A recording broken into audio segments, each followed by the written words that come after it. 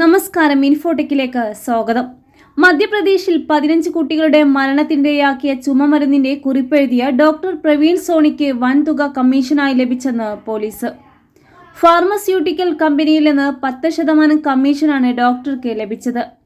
തമിഴ്നാട് ആസ്ഥാനമായുള്ള ഷേസൻ ഫാർമസ്യൂട്ടിക്കൽസ് ആണ് ചുമമരുന്ന് നിർമ്മിച്ചിരുന്നത്. Doctor Praveen Sony ചികിത്സിച്ച 15 കുട്ടികളാണ് വൃക്ക തകരാറിനെ കാരണമാകുന്ന രാസവസ്തു അടങ്ങിയ മരുന്ന് കഴിച്ച് മരിച്ചത്. ഡോക്ടറുടെ ബന്ധുക്കൾക്ക് മെഡിക്കൽ സ്റ്റോർ ഉണ്ടെന്നും അവിടെ കുട്ടികളുടെ മരണത്തിന് കാരണമായ ചുമമരുന്ന് സൂക്ഷിച്ചിരുന്നതായും പോലീസ് കോടതിയിൽ പറഞ്ഞു. സംഭവത്തിൽ ഡോക്ടറെ പോലീസ് അറസ്റ്റ് ചെയ്തിരുന്നു.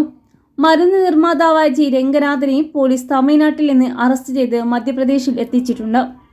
ഡോക്ടർ പ്രവീൺ സോണി സമർപ്പിച്ച ജാമ്യാപേക്ഷ പരിഗണിക്കവെയാണ് പോലീസ് കമ്മീഷൻ വിവരങ്ങൾ കോടതിയെ അറിയിച്ചത്.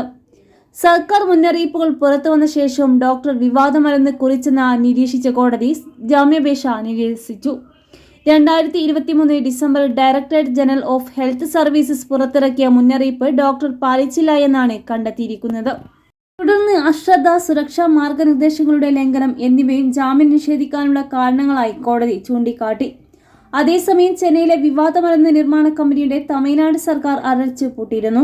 സംഭവത്തിൽ ഇഡി അടക്കം അന്വേഷണം ആരംഭിച്ചിട്ടുണ്ട്.